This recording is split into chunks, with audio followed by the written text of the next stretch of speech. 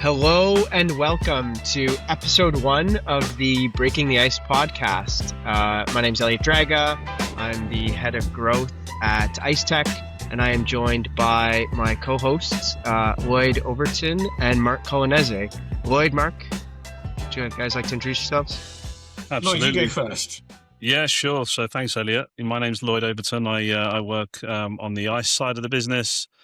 Great to be here. Enjoying, looking forward to some banter and talking about some interesting topics. Very much business development within the ice organisation, and been around the block when it comes to insurance. Having worked for a number of different businesses in the industry for the last 20 odd years.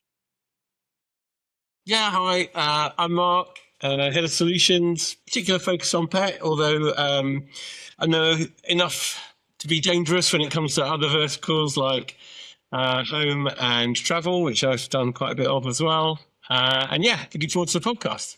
Yeah, so this is episode 1, which means that in 4 years, when we're on episode 200 and something, we're going to listen back to this and laugh hysterically and be a little bit embarrassed about how this one went. We started a podcast. Should we maybe first and foremost explain or talk about why? Or do you want me to start? Go for it. Aside from it just being the cool thing to do, that everybody has a podcast now. I think, I've always felt like we've been uniquely positioned sort of at the intersection between the insurance industries, the insurance verticals that we serve in our customer bases, and the technology. I was trying not to say cutting edge there, but the technology that we provide to customers as well. And so because we're at this intersection, we get to see both sides of it. And I think we have an opportunity to share insights from both sides. We have an opportunity to share, what we're seeing from the tech side of the fence with our insurance audience, and vice versa. We have the ability to demystify the world of insurance and the unique types of insurance that we support to, the tech audience. So that was the thought process behind this, and that was the thought process behind Breaking the Ice. Also a good play on words with the new merged company name. So yeah, that's the purpose behind the podcast, and looking forward to chatting with you two gents for the next 200 or more weekly episodes. So before we kick things off and really get into the nitty-gritty of things, we are recording this in the middle of the hottest day, I think, in the history of England. Now I'm not in England. I'm in Canada, which is a very pleasant 22 degrees Celsius. Would Breathing. Either one of you I'm sitting in an air conditioned room, very comfortable. I'm wearing a jumper because I'm quite cool actually in this room. How are you guys doing? I'm quite hot. I don't have aircon. I don't know what 36 is in foreign, but it must be like over 100 degrees Fahrenheit. Yeah. It's about 1,000. It's about 1,000 degrees. Yeah. Yeah, exactly. But yeah. I think it's a great thing to start any kind of video conversation with. We all talk about the weather, right? And on this occasion, it's definitely worth talking about.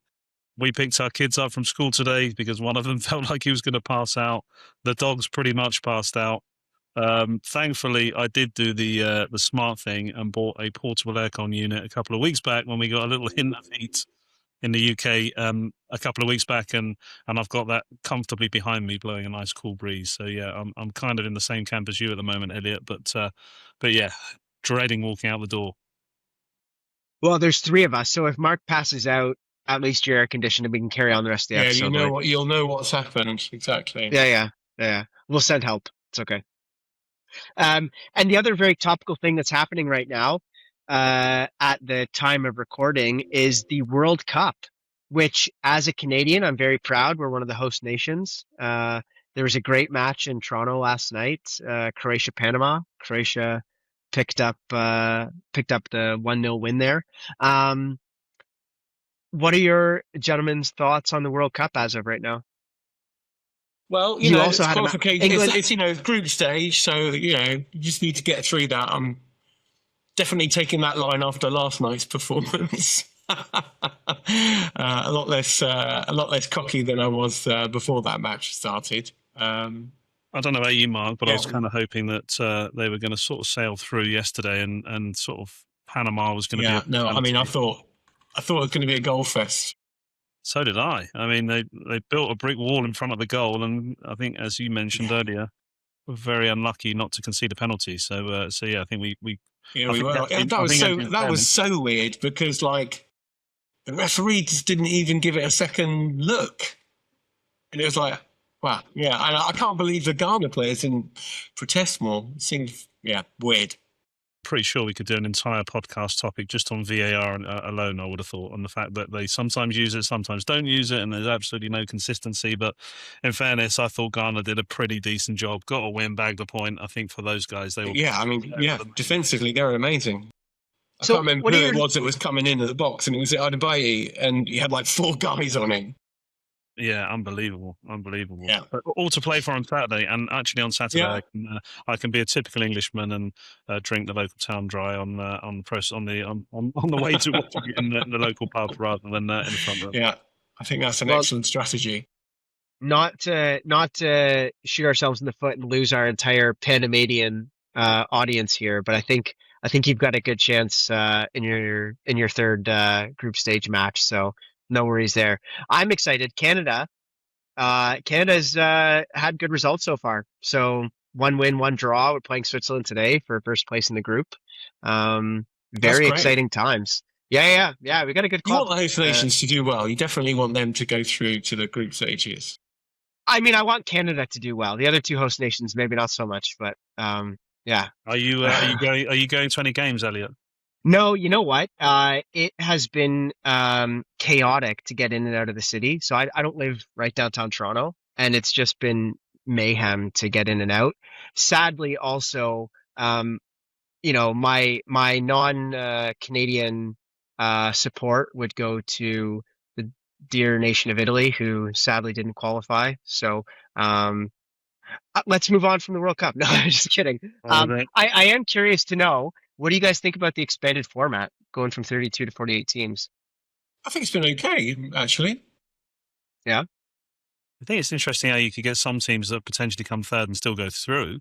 And you're right. You look and think, God, there's just some teams there that you can't believe are actually there, as well as teams that aren't there that you would have thought. Like Scotland. Hold on.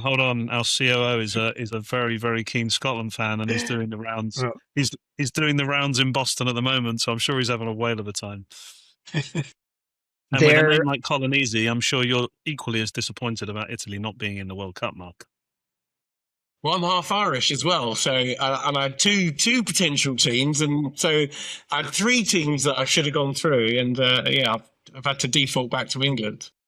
I like the expanded format with the 48 teams, and I think it's yielded some amazing results and amazing matches so far. Like seeing a couple of drew Spain, didn't they? Yeah. Like it's been fantastic to watch. But actually, that makes me feel a bit better now. Now I've just said that. Yeah. But I don't know about having a third place teams go through. That's where I kind of draw the line, because I think it waters down the impact of qualification a little bit by having so many third place teams go through. You do want it to be a bit more, a bit more on the line, but more cutthroat. Yeah, for sure. Yeah.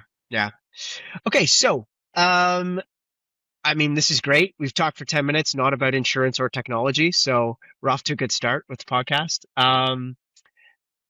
Since, we're all in this sort of tech sales world, I wanted to talk about sort of a fun topic for episode 1 here, which is we've all just come off of, or hopefully we're all through conference season.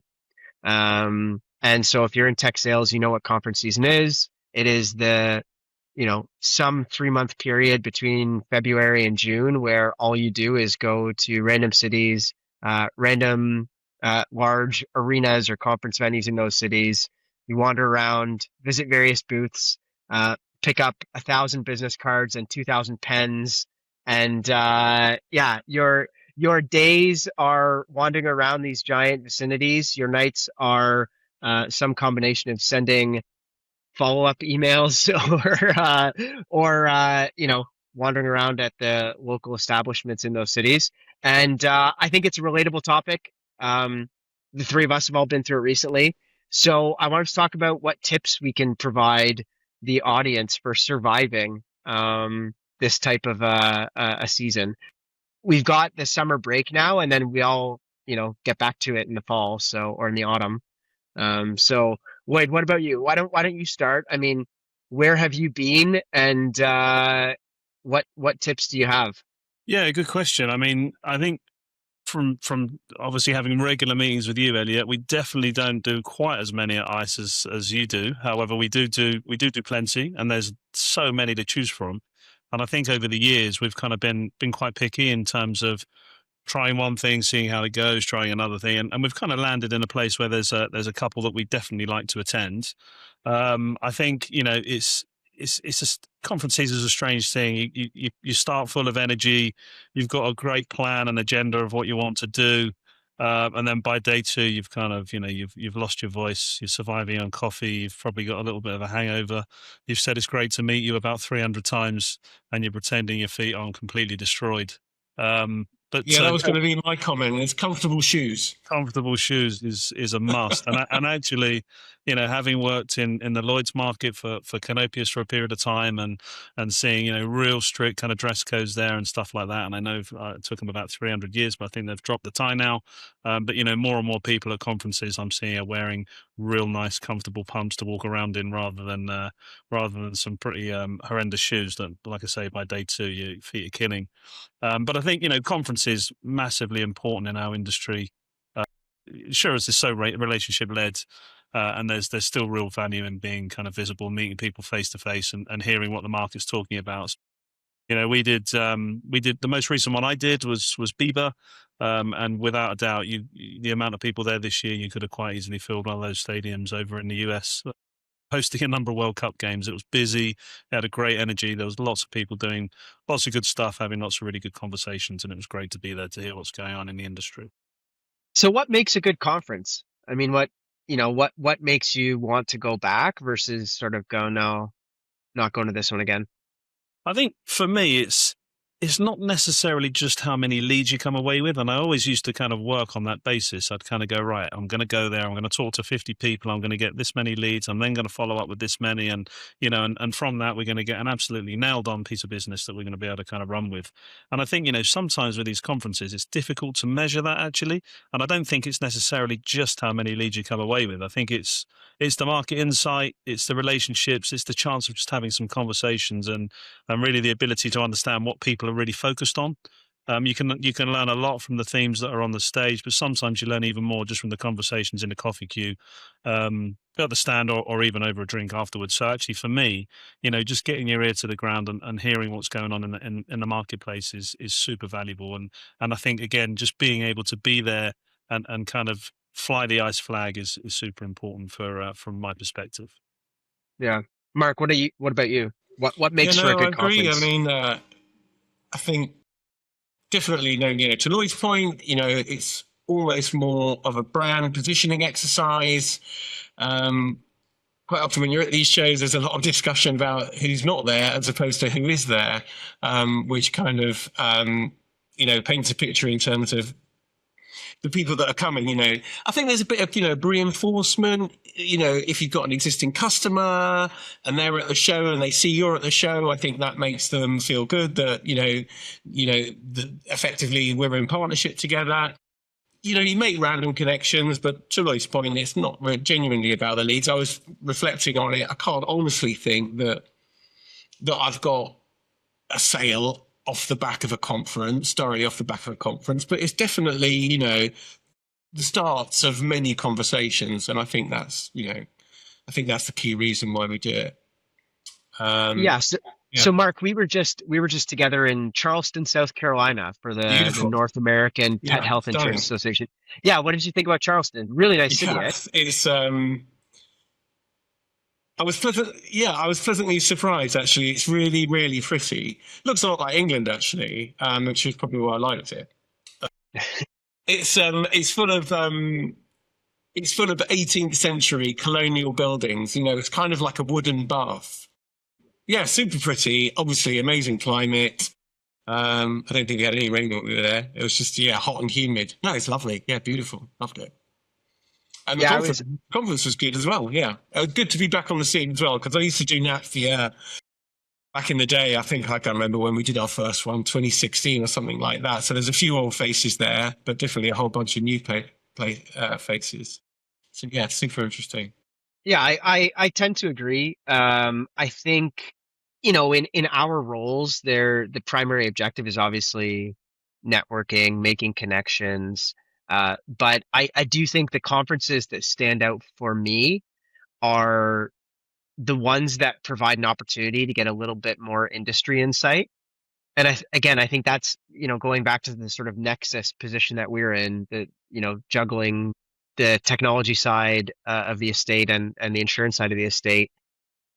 The really great conferences that stand out offer the insights into both, right? There are more tech focused conferences where, we get to be inspired by the latest and greatest that are probably even years ahead of where we want to be, but again, serve as a source of inspiration that we can take back and feed back into our product teams, or the sort of the industry insights where we get presented with oftentimes the problems that need solving in the industry, right? And I think that's just invaluable to be able to sit in some of those sessions, hear from industry leaders what problems they're facing, how they're trying to solve them, and again, maybe how we can position ourselves today or in the future to solve those things. Yeah, it's interesting you should say that, because we at the NATFIA conference, which is a pet one, in pet insurance, as far as I'm concerned, and it might be slightly controversial, reserving isn't a thing. Generally it's a reimbursement model. You've already paid, exactly what the claim is, and you send the invoice in and you want to get paid as quickly as possible. For very, very expensive claims, you may not have enough capacity on your credit card to pay for that claim. And so there's a process called pre-authorization requests, and effectively what you're doing is you're getting an invoice before the treatment's happened, and that then is your reserve. And I think there was a lot of talk about how to ease that kind of burden of high cost payment at point of care, rather than saying, oh God, have I got enough money on my credit card to pay for this? So it's far better that, you go down this pre-authorization, you whack a reserve on, and you ping the vet and you say, go ahead, you're totally covered. They can just walk out, pay $150 or whatever. And, we'll send you the other 10 grand as soon as the thing's done. And that really came out of that conference. And I think, definitely I took that back to the office and thought, that's something we really need to double down on, make sure we've got a good solution for the market. Yeah, that's a good point. There's so much friction or uncertainty, right, from the consumer standpoint, just in not knowing. And I think for us, we're very fortunate that the product that we have is an end-to-end platform. The data is accessible. The data is there to be able to provide those breadcrumbs to consumer to sort of reduce that friction, right? And I think it's just, how do we then connect the dots with, what the insurer is experiencing, or with what the patient or the claimant is experiencing. Because obviously, we look at it through the lens of the system landscape, but we need to put those other lenses on the camera to be able to properly cast the picture, right? Yeah, Lloyd, what were you going to say? I think for me, my whole kind of mindset on conferences has changed over a period of time, and I think good networking, isn't necessarily just walking up to someone and launching into a sales pitch. It's kind of it's being curious, it's asking what they're focused on, what are their challenges, what's changing in their world, and see if there's a useful conversation to be had, really. And I think, the best conference conversations that I've had, they don't really feel like sales conversations. They actually feel more natural. They're kind of, Yeah. two people comparing notes and actually trying to kind of work out between them how we can solve a problem together.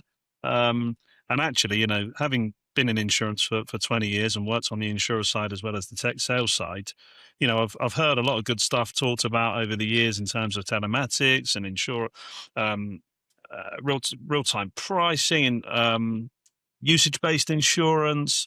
And actually, we're seeing more of this telematics now. We're seeing more usage-based insurance. We're seeing more self-service off the back of, the challenge the whole world went through in terms of COVID. That supercharged that, and we're now sort of really seeing lots going on in that kind of AI space. And actually, that one, for me, seems to be the one that's just moving quicker than anything we've seen before. And it's really exciting that ICE is in a position to be able to have some really positive conversations on that.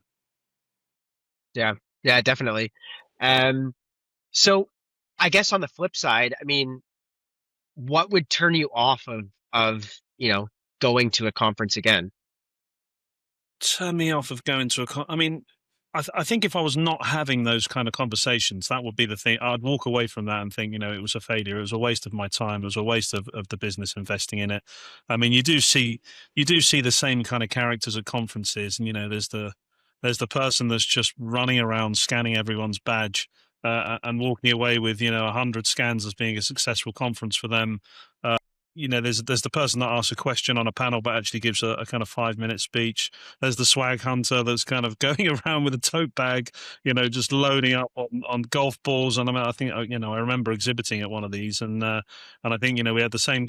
We were giving away Titleist golf balls. It was like, take a couple of golf balls. Clearly this guy was losing way more golf balls than a lot of people I know, because he went round and around about 200 times. He must have had a bag full of them. So yeah, I think for me, if it was a lot of that kind of stuff going on, and it does go on at all conferences, that would be a bit. Yeah, I seem to recall us, Lloyd, drinking quite a lot of Guidewire champagne in Copenhagen. Fine with that, Mark. That's a successful conference. I think that's a good point. The only other one I was going to just close on is, you really get that conversation sometimes where you hit it off, you talk about some really good stuff, and they say, look, let's catch up, let's take this further, and then they disappear forever. I always find that really kind of disappointing when you think, you had a good conversation, you've got someone there, you think there's something to talk about, and it kind of vanishes. But I think that's just the nature of the beast. Yeah. What about you, Mark? I mean, they're not cheap, are they? So, sometimes it's difficult to defend the expense. And, when you're looking at budgets, to say, well, look, I can't guarantee that we're actually going to make any concrete sales that we'll be able to attribute directly to this conference. So that's always a challenge. Sometimes they seem to be getting, not seem, I mean, they just are getting more and more expensive. So that's a constant challenge. And I think, there's lots of, to Lloyd's point as well, lots of goodwill and intent, and you have, let's keep in touch conversations. And it kind of never really goes anywhere. But, I'll go back to my original point. I think it's more directly linked to building the brand, having a presence, and just getting a general sense of kind of where the market's heading and what we need to take back to the office in terms of solutions that we need to solve. So, yeah. Yeah, I think I tend to do a lot of these things, and quite, travel quite a bit for them. I think, if there's not a good balance between networking and content, if it's too much one way or the other, I think that, again, these are an investment. They're an investment of time. There's an opportunity cost to going and disrupting your work week to do this sort of thing. And so it's not just the dollar investment, although inflation's everywhere. So this is no different, right? But yeah, I think there's the opportunity cost of taking time to do these. And so if there isn't a good balance between the two, I think that throws it off. If it's too much networking, or if it's too much content and not enough opportunity to connect a network, that can make it challenging. Lloyd, I think you brought up an interesting point. If it's a lot of the similar people at a series of conferences, you can question whether or not you need to be at every single one or whether or not you can sort of pick and choose. We get that a lot in the travel space. Obviously, it's one specific vertical, so you do see a lot of the same folks, at the series of conferences throughout the year. Although I will say, like if I think about the ITIC conferences, they're regionally focused, right? So, you will get a lot more of a regional presence if you're like I was in Singapore last week for the Asia Pacific conference. Obviously, a lot more local Asian Pacific based companies there than the Americas conference that was the week before, where it was a lot more North and South American, regional partners. So I do think like if there's an opportunity to have regionally focused events and then attend the various different regions, that's beneficial as well. I will say, I am a big fan of conferences where there's a, a good venue or like where the conference is also hosted at a hotel, because it just makes it so much easier, and your days are already so compressed when you're at these things. It Yeah, how makes many it so much times easier have you to, bumped into someone in the elevator? And you go, yeah, oh, you're that guy, or So that definitely absolutely. happened at that year. Yeah. There's Or loads of even networking in the elevator.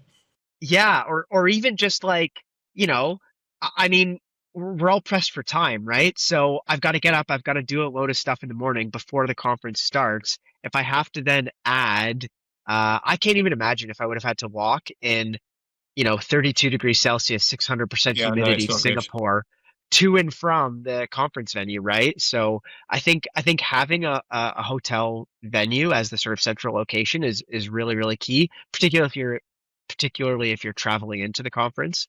That's always a good one.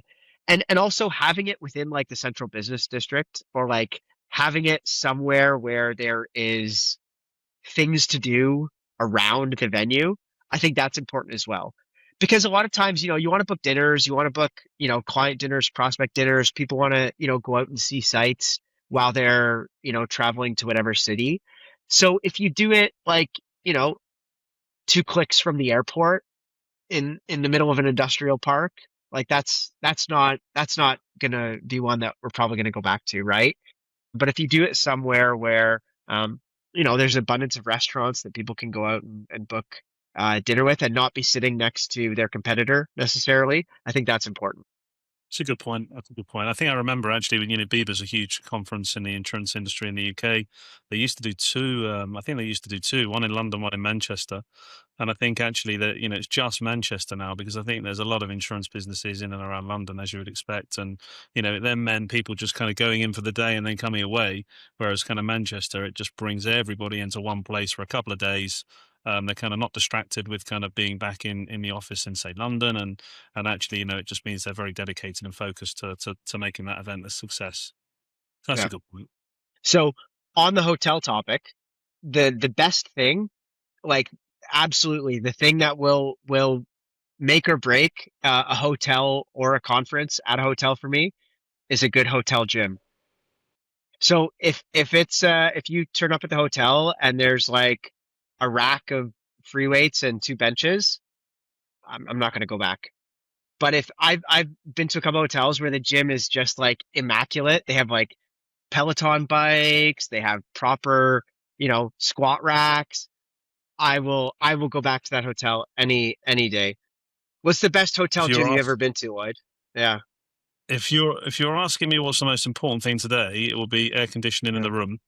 But Yeah. of the rare occasion that I've been into a gym whilst at a conference, because for obvious reasons, you kind of do the first day and tend to rock up at a drinks reception somewhere. The Hilton in Manchester had a pretty decent gym actually. That you could go and do a run, and you could go and do a bit of everything in there. So that was good. Yeah. Mark, what about you? Yeah, so the hotel in Charleston didn't have a great gym, but Well, I'm not a gym bunny, so that's not a key requirement for me. Definitely when I go to the States, or even when I go anywhere, really, I'll always try and go out and go running in the morning. So if you're not on a trading estate by the airport or a conference centre by the airport, that's a good start. Charleston was absolutely perfect. You could run down to the beach, watch the sunrise, run around all the kind of historic districts. So, being in a nice location where you can just walk out the door and go running, that for me is a big bonus. Well, I did like, actually, Mark, the run you did in Copenhagen. You had the mission of running to the mermaid statue. And yeah. I forgot about that. Yeah, that was cool. Yeah, exactly. Case in point. Yeah, that was good. I didn't do the run that day either, as you can see.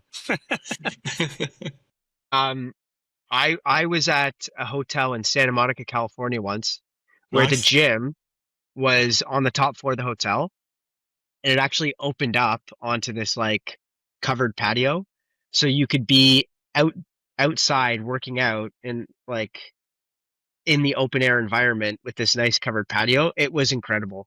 I mean, that was probably one of the best hotel gyms I've ever been to, and I'm sure if I looked up the name of the hotel, I would definitely, if I was ever back in Santa Monica, I would go there again. I think it's hard to go wrong in Santa Monica, to be honest. I think. Yeah, well, I did go for a run in Santa Monica as well. Actually, yeah, I'd hit the beach. Funny story. The hotel we were staying at, Arnold Schwarzenegger had breakfast there every day. Oh, really? Yeah, and so this was, I don't know, 7 or 8 years ago. And so we asked him one morning for a picture, and he was really grumpy about it. And I mean, he's got to be close to 80 years old now. He's massive still to this day. I mean, he's a huge human being. How long ago was this? Oh, I don't know, 7 or 8 years ago. Was he the governor? 2017, 2018. Yeah, I think so. Yeah. That's crazy. Yeah. I think for me and Jim's, as much as I've gone into the odd few, conference season's basically an endurance sport in its own right. I think. The fact you don't get medals, you get lanyards. Certainly felt like that at BIBA this year. Lots of walking. Yeah. Electrolytes, right? That's the other must-have to pack is electrolytes. Right. No, I didn't know that, but I'm Power bank, comfy shoes, electrolytes, and I think this year an umbrella. No one was giving them out this year. I could have really done with one. All right. It rained a lot on the first day. You guys don't have as much need, but for me, the other essential is outlet converters, right? So traveling to different parts of the world, need a good, reliable outlet converter. And I find the ones that where it's like a big unit that like switches, they break. So just get the individual ones and then just pack whatever you need. Yeah, I've got a drawer full of them. It's all organized geographically by continent. So when I leave it in the morning and it's dark, I can just sort of feel for America and pick up the right one. It's like Jason Bourne going to work. Yeah, he grabs his go bag and the halo jumps out of the nearest helicopter. That's how Mark got to Charleston. Yeah, I'm sure he did. Arrived via parachute. Yeah. But you had the right travel adapter. Yeah, totally. Good. All right, guys. Well, this was a good fun start to things. I think we can wrap things up there. So episode 1, like I said, of many, many more to come. Stay tuned. It's not just gonna be the three of us talking heads. We're gonna do some fun stuff with this. We're gonna bring some people on from, within the company and from outside as well. We'll have some fun topics that we want to cover throughout the next weeks and months and years to come. And anyways, thanks everyone for listening into this, and we'll see you next time. Cheers. Bye-bye. Guys, take care.